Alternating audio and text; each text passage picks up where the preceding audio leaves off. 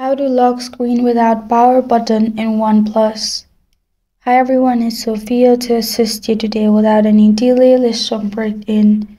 First, you'll need to hold on to your home screen and you'll find the option, or simply swipe 2 fingers inside and you'll find this kind of screen pop up. Click on home settings, which is in bottom right. Then click on double tap to lock option. Make sure double tap to lock is turned on.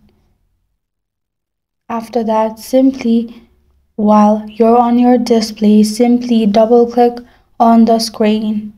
After you double click on your screen will be locked without touching power button.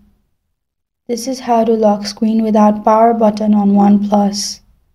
Thank you for joining me today. If this video helps you out, please leave a like and subscribe for more. Got a question or want to suggest a topic? Comment below. I am Sophia signing off until next time.